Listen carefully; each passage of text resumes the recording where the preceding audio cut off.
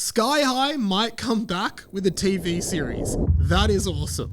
Next up, Sky High. What is up, guys? Mike here. Welcome back to my channel. Make sure you hit the subscribe button for more pop culture content like this. Let's get into the video. Okay, so if you are a millennial, you will probably remember the movie Sky High. It was a Disney live action movie about a superhero high school, and it was probably one of my favorite movies when I was a kid. And that's why I got really excited and my heart kind of jumped a bit when I saw this tweet saying that Sky High is maybe going to come back as some kind of TV series set after the events of the movie. Now, of course, this isn't set in stone, but I thought it could be interesting just to talk about what that could look like, but also just reminisce about the movie itself because it was so good. But it's awesome, man. It's awesome.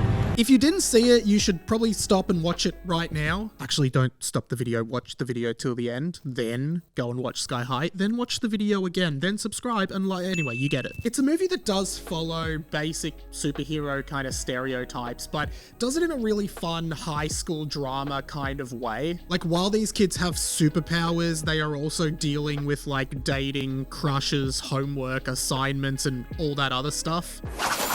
Sorry, awful. That's okay. I think I see an empty table over there. Well, I really don't miss high school, I'll tell you that much. The main character, Will Stronghold, is the son of two of the biggest superheroes in America, I guess. His dad has super strength, he's basically Superman, and his mum can fly. Together they make this amazing team. The only problem is, Will does not have any superpowers. Nope. Hey.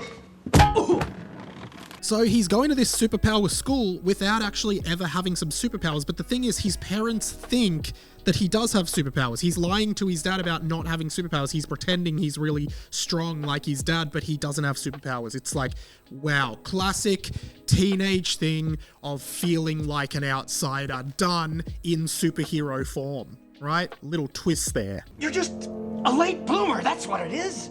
And when he gets to the high school, Sky High, they are quickly sorted, I guess you could say, into either hero or sidekick. Not quite like the sorting hat ceremony in Harry Potter. Better be... Take it! More like you were put on the spot, you have to show everyone in class your superpower, and then the gym teacher sorts you into hero or sidekick, which is quite a demeaning experience for all involved. I love that the gym teacher's name is Sonic Boom, aka Coach Boomer, aka Tommy Boomowski, and his superpower is that he can just yell really loud. I said, are we clear?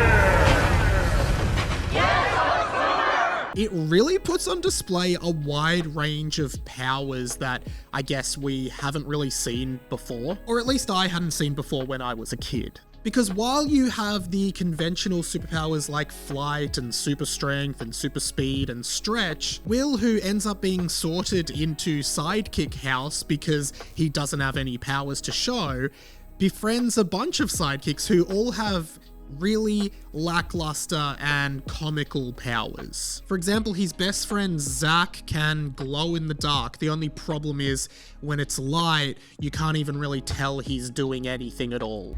Any day now, superstar. I'm doing it. Doing what? I'm glowing. Some people don't even believe that he can glow until this moment towards the end of the movie. Way to glow, Zach. Thanks, man. His other friend Magenta can transform into a guinea pig. A guinea pig? Yep. Not even a swarm of guinea pigs? No. Very Peter Pettigrew, Harry Potter kind of vibe. Sorry for all the Harry Potter links, it's just kind of how my mind works. His other friend Ethan, aka Popsicle, can just melt into like a puddle and like trip people over. Come back and fight! And again, even though the idea of this is that they're like bad superpowers, I still think they're really original and interesting, and they kind of end up working for them towards the end of the movie. And I forgot to mention that Will's best friend slash crush slash love interest actually has a kind of kick-ass power, which she can control plants. I feel like that's very overpowered. and she definitely should have been sorted into hero, but because she refuses to use her powers for violence, she ends up as a sidekick. Of course, going to high school together, as I said, they encounter issues like bullying and popular groups. The main bully, Warren Peace, is the son of a supervillain and a superhero. That's why his name is War and Peace. War and Peace? Villain? You get it. That's War and Peace. That's War and Peace? Yeah. But the real villain of the movie ends up being Gwen Grayson, the classic popular girl who actually feel like she is named after kind of like a stereotypical superhero's girlfriend character, like Lois Lane and Gwen Stacy kind of put together. Greatest experience, I've made the greatest friends.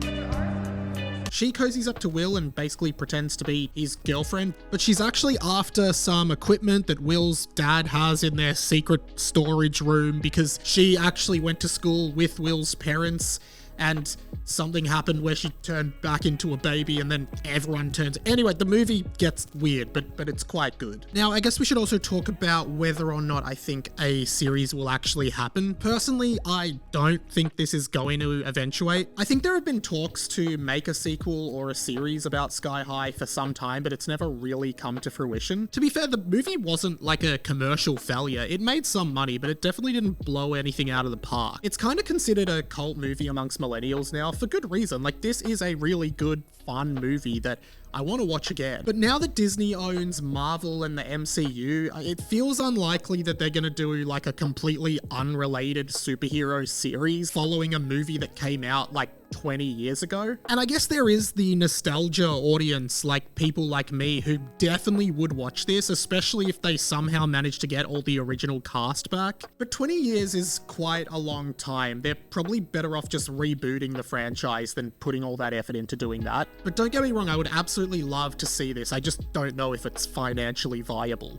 I do think it's such a fun world to exist in. Seeing them play this game, Save the Citizen, which is basically like the Sky High equivalent of dodgeball in high school PE class. 2 students are the villains and 2 students are the heroes, and the heroes have to save a citizen from being killed by the villains. And I would love to see more of how a school like this would actually work. It's kind of like Hogwarts, but for superpowers, you know? And I think that's a fun world to explore. It's Leviosa, not Leviosa. Overall news of a Sky High sequel series really got my mind racing, and I think it's about time I rewatch Sky High. Plus, the movie's soundtrack is amazing. If you haven't watched it, go and watch it now.